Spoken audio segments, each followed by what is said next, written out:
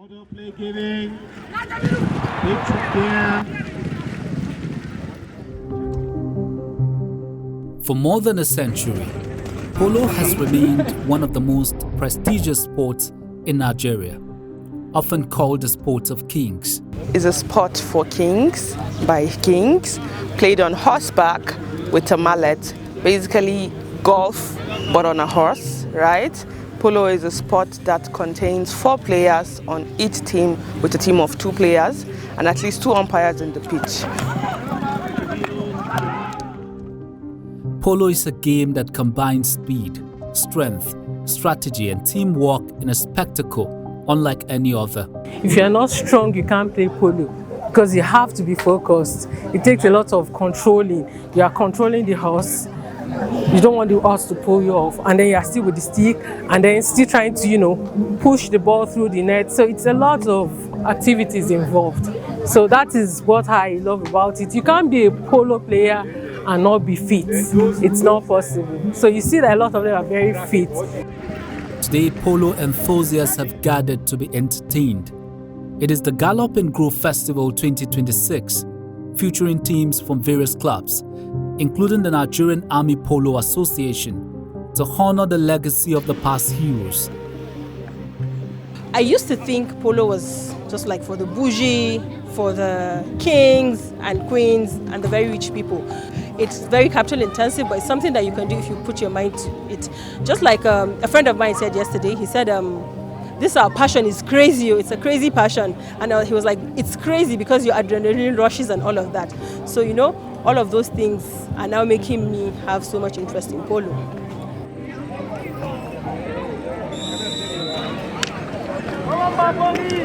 The game is an annual event that attracts different people from all walks of life.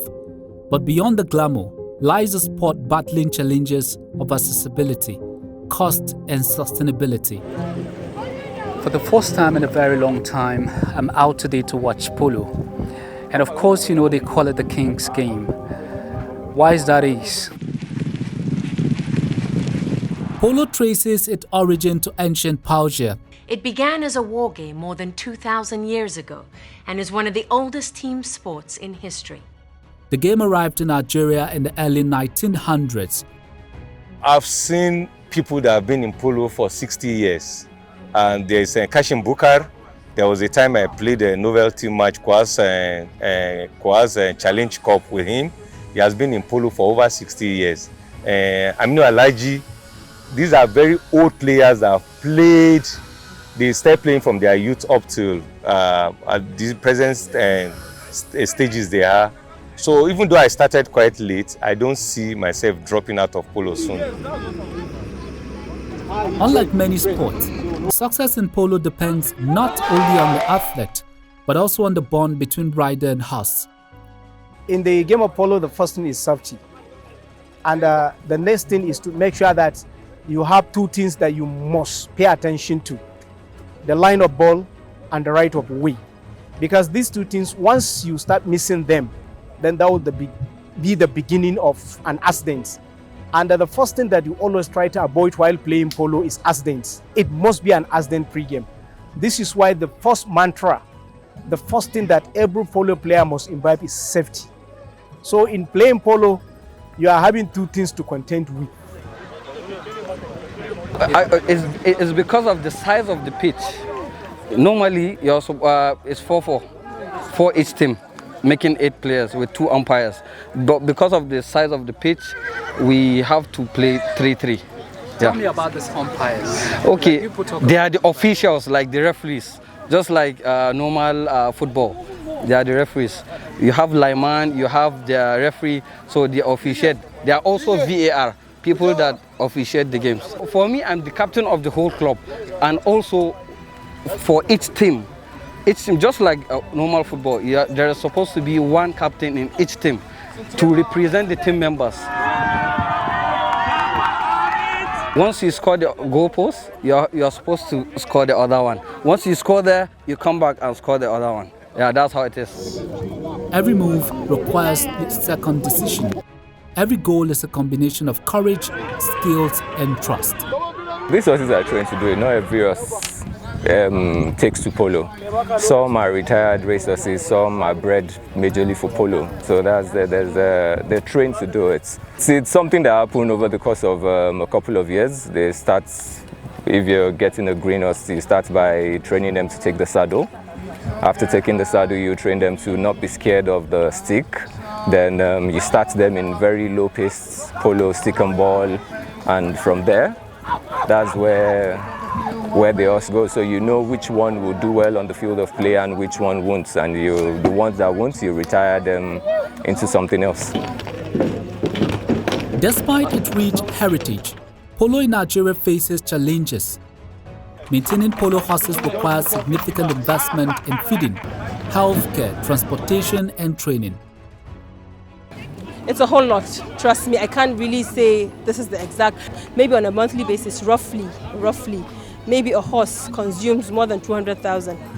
So without vaccines, without every other day feeding, not even so the grooms, you have to pay the grooms for taking care of them, their products, their body products, and also just feeding alone, maybe more than 200,000. Polo is still widely viewed as an elite sport, limiting participation among young Nigerians who may have the talent but lack the resources. It's actually not a game that you could just wake up and just decide you want to start playing. You need a lot of money to invest in. Each horse is very expensive. For a minimum of like a local Sudanese horse, you need nothing less than 4 to 5, 6 million for that. And if you are going for foreign, that's like the Argentinas, you need nothing less than 30 million, 40 million, and you have to fly them into Nigeria. So it's not something that you just wake up and say, you just want to start. Apart from that, the equipment, the boots, the helmets, people, when new people come, like friends that come into polo and they ask, how much is this helmet? And you tell them a helmet costs 350,000 or 400,000. They'll be like, wow, it's crazy. So it's something you have to really prepare for.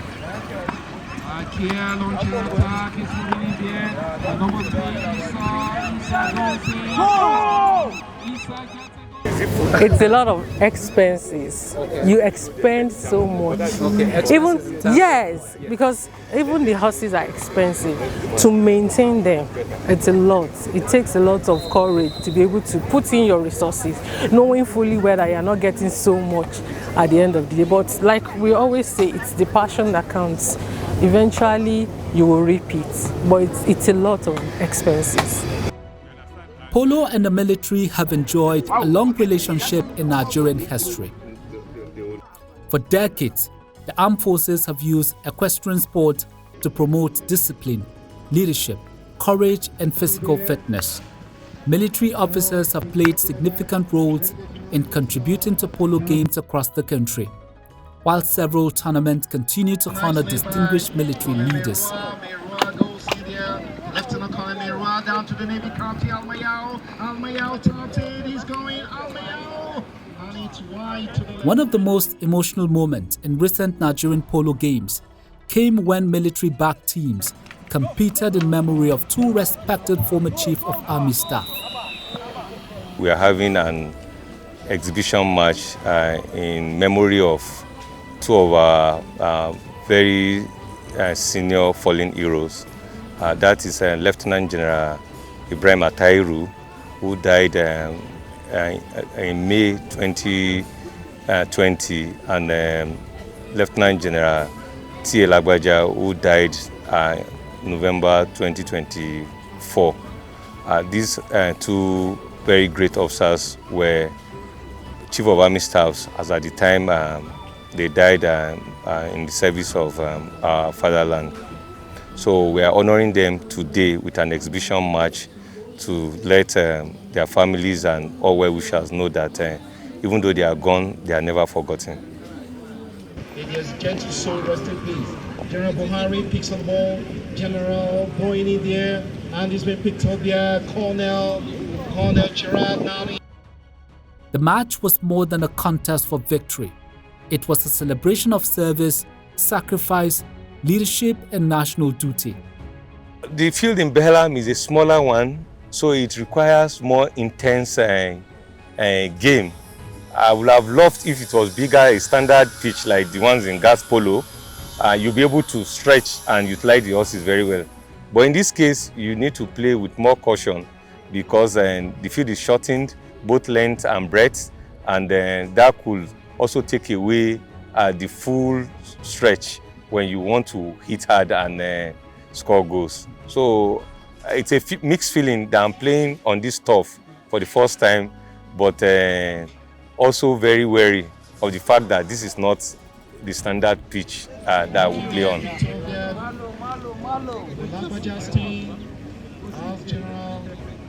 Bukoe gets a good one. He's saying big down to Gerard.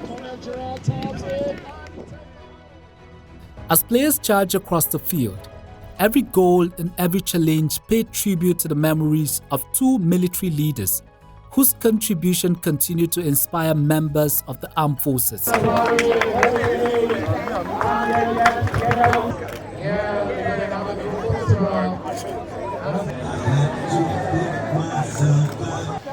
These events blend sport, culture, business, and social interaction, making polo an important part of Nigeria's sporting landscape.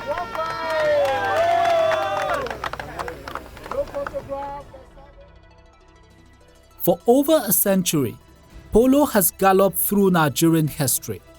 From colonial playing fields to modern international tournaments, from traditional emirates to military institutions, from legendary champions to rising young riders, the game continued to evolve.